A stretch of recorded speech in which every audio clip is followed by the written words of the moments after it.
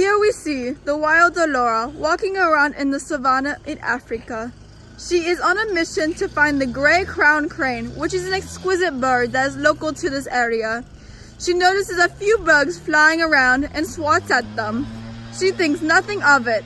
She finally spots her bird and calls it a day. Laura goes to sleep with a big smile on her face. As 14 days have passed since the little Laura went bird watching, she notices some weird traits that are popping up. She feels very hot and feels sore constantly. She goes to sleep just regarding these symptoms as if it's just a flu or even a common cold. Laura wakes up 16 days since her exploration, still not feeling well, and does her normal morning routine, which includes doing her makeup and getting ready. As she applies a thick layer of mascara, her stomach gets so upset. Next thing she knows, she's bent over the toilet, puking. She realizes at this moment that something has gone wrong.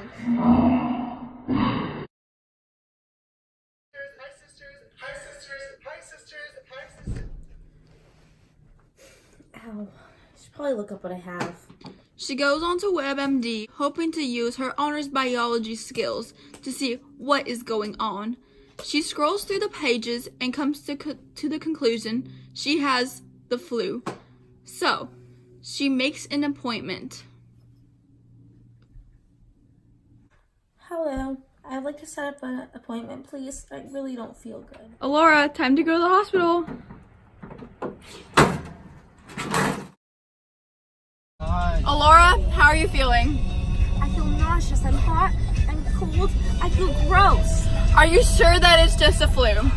No, I'm positive. It's just a flu. I looked up the symptoms and everything on the internet. I saw and I threw up and Are you sure that you need to go to the hospital since it's just a flu? yeah, I'm positive. I feel so horrible, Jessica. Well, usually for flus, you don't have to go to the hospital. Well, this time it's different. I swear, I feel horrible. This might not be the flu.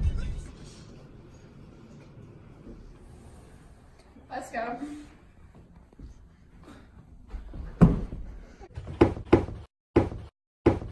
This is Laura. She called you. I don't feel so good. Okay, so please sign this form and we'll be right with you in a minute. Okay.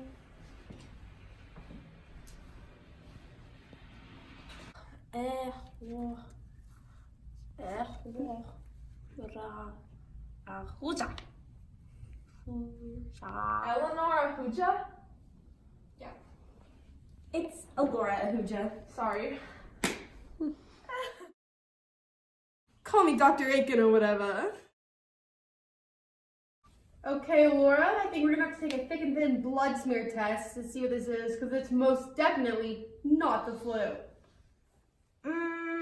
I really don't like blood or needles. Yuck. I'm really sorry, but this is the only way we can test for the parasite in you. Okay, we got your blood sample. We're gonna just put a Band-Aid on there.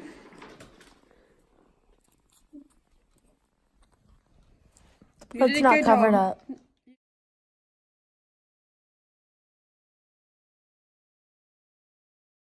Actually happening inside of Laura. Let's take a look. Oh. I'm red blood cells. I'm liver. I'm parasites. Mosquito becomes infected by biting someone who has malaria and then biting someone else. That's a big mosquito. After the infection, the parasite travels through the bloodstream to the liver, where multiplication occurs, and then travels back into the bloodstream to affect the red blood cell. So the parasite replicates within the red blood cell, and the parasite bursts within the red blood cell, which destroys the cell. This decreases the number of red blood cells overall. This increased destruction of cells by membrane alterations leads to anemia. Toxins are released into the bloodstream from the infected red blood cell, which stimulates macrophages to produce cytokines, which causes fever. The infected cells adhere to the lining of blood vessels, which impairs circulation, which could lead to cerebral malaria. Malaria tricks the immune system by avoiding detection. Malaria can change its proteins when exposed to high frequency inside the nucleus. Malaria hides inside the red blood cell and avoids detection from the immune system, so the system cannot create antibodies for defense. Mr. Huja, I regret to inform you, you have malaria. Oh no! What does that mean? It means you're gonna have to take a series of drugs that target the parasite that's in the red blood cells. Some of these medications include chloroquine, Aventel, Provel, and artemether-infamine. Oh my goodness! When did I get this parasite? Could you recall a time in the last 20 days or so in which you could have been bitten? She notices a few bugs flying around and swats. Yes, actually. When I went bird watching, there was a lot of bugs around. Could that be it? Well, I think we found the culprit. Oh, what causes it? It's caused by Plasmodium fabricipium. These parasitic protozoans are carried by female mosquitoes. The whole action of the parasite is it remolds the red blood cells. This is probably how you most likely contracted the disease. You had mentioned some medicines, and I think that's the route I would like to go. Also, once I get it, am I immune? You're immune to that one strain, but unfortunately there are many strains of malaria, so I wouldn't count on that. What is the type I don't want? P. flaccerium is a strain of malaria with the most severity, but we can still attempt treatment. Malaria actually has 216 million cases each year and 450,000 deaths a year. So don't be worried. This disease has been around. Well, thanks, Doc. I'll go pick up my meds later. Of course, Missy. Hope you feel better. Yep. Next, Doctor. Well, since your red blood cells are exploding, that's going to impact the level of oxygen within your bloodstream. This affects your endocrine system, which is in charge of maintaining your homeostasis, according to my calculations, which relies on your bloodstream to send out its messages. So due to that, you're going to probably experience some sweating, chills, fevers, and that will probably happen in the next few days. Thank you. This sucks. Laura, don't say that, miss, because people in third world countries aren't even fortunate enough to get treatment with the anti-malarials because of their poor government structure. Wow. I know, it's really upsetting. Some of the preventative methods that could have been used are things such as bug spray and nets, but sadly the third world countries can't afford them. That's so sad. I know, it's terrible. It's a completely preventable disease if we take the precautionary measures, but since they're so expensive, it'd be really hard to. Wow, we should share these ideas with our friends. Nothing? You know how it gets transmitted? No.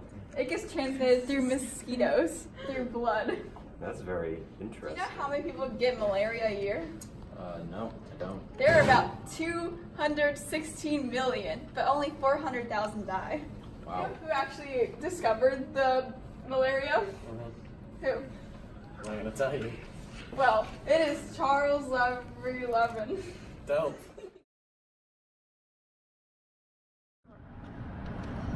Oh, how are you feeling? Better, but I'm a little bit scared if I ever get it again.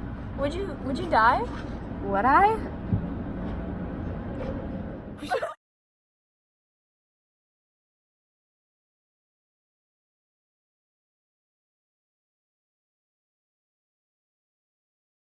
Now, you got the area. You got the malaria. Some call bacteria. It really a virus. Go ask your mom for some bug because you don't like it.